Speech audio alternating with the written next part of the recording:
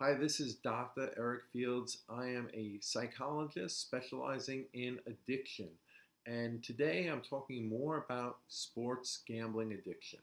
And what better time to talk about this than while we are amidst the NFL playoffs? So let's dive right into this specific topic that I want to talk about today. And that is the difference in reactions to losses between people who do not have a gambling problem and gamble socially and those that are problem gamblers, compulsive gamblers, addicted gamblers.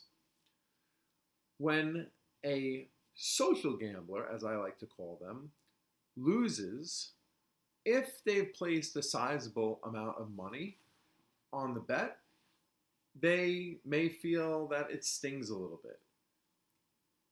But their knee-jerk reaction is, ooh, I lost some money on that one.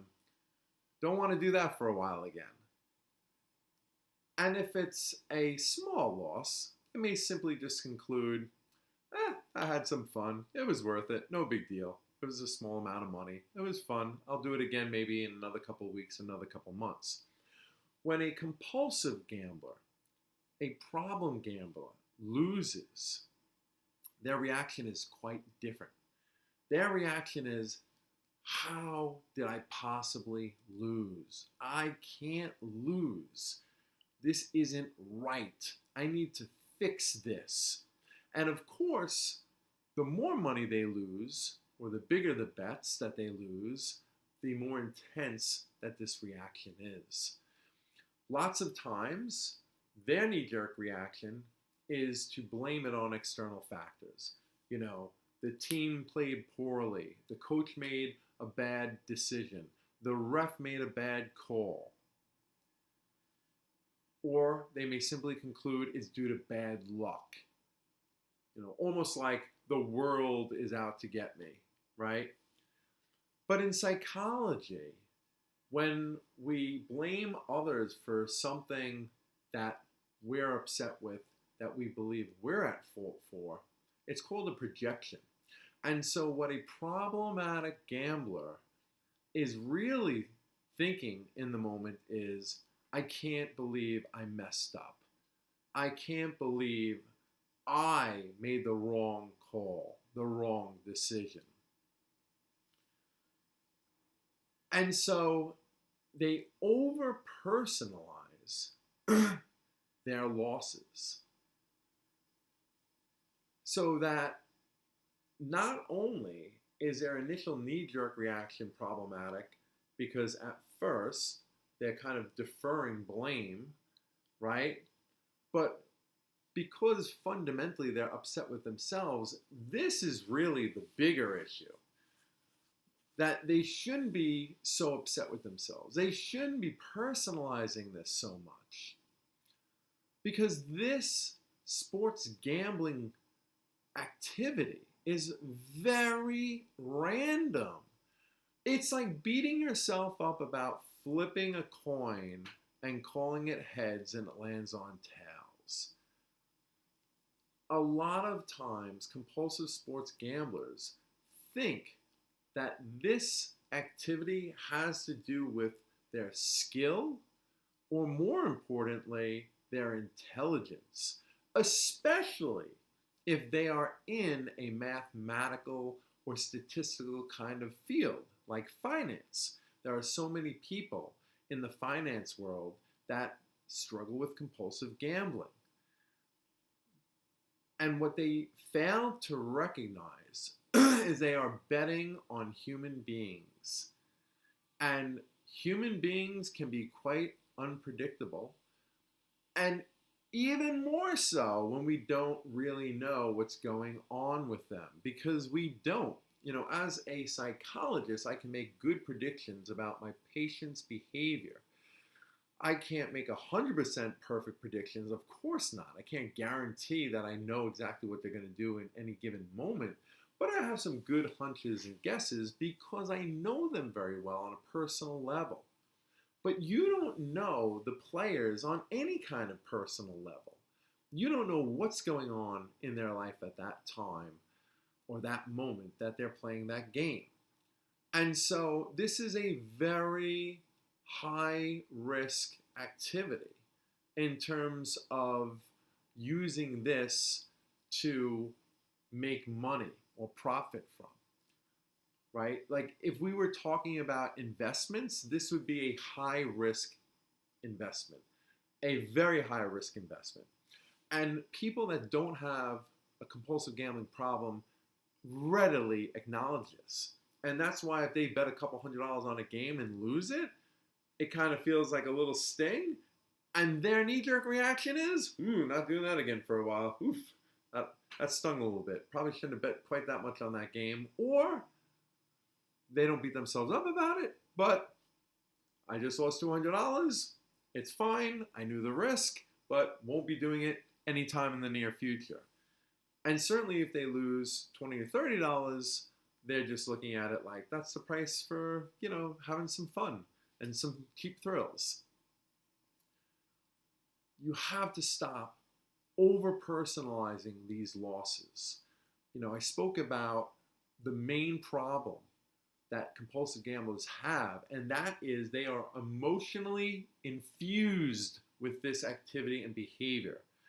It's more meaningful to them than it should be.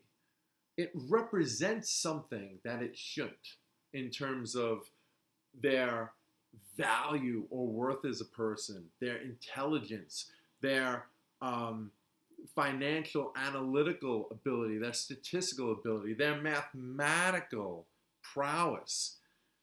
And it doesn't have anything to do with that. It is so random. There are so many times that whenever I'm working with a sports gambler, I will ask them, do you ever bet in the casino? What's your thoughts on that? And 95% of them will never bet much money in the casinos. They might do it like once in a while and a little money, and that's it. So what's really interesting is they act like a social gambler at the casino. And I ask them why. How are you able to have that kind of self-control over gambling in the casino, but not with sports betting? And they say, well, because I know it's so random. The roulette table, the slot machines, it's so random. I just know it's not a smart activity to put a lot of money into. And I tell them, yeah, but sports betting is no different. Oh, yes, it is. There's statistics. I mean, I do my research. I study the players. I study the teams. I've watched their performances. I know the quarterback stats. I know this. I know that. But you don't know what's going to happen on any given day, on any given Sunday, in any given game, because you're dealing with people. You're trying to predict people's behavior that you don't know at all. You don't have any inside information about them. And even if you did, you wouldn't know everything.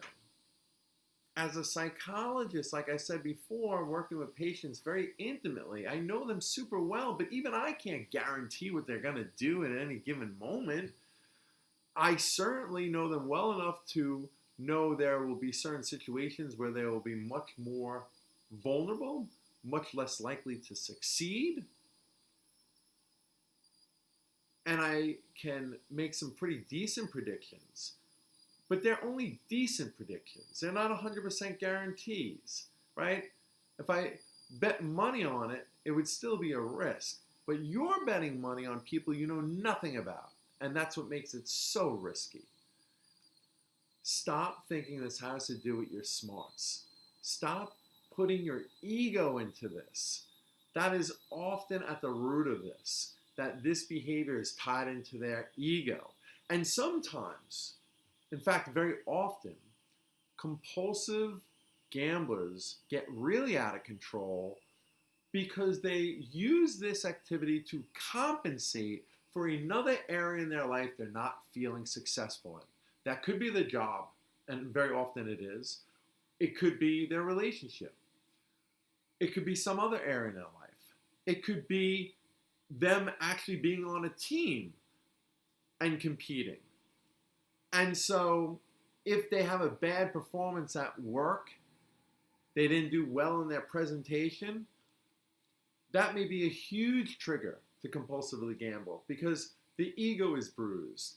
And this is looked upon as a way of bolstering the ego. If I get a big win today, I can kind of feel rest assured I'm still valuable as a person. I'm still smart. I still know my stuff.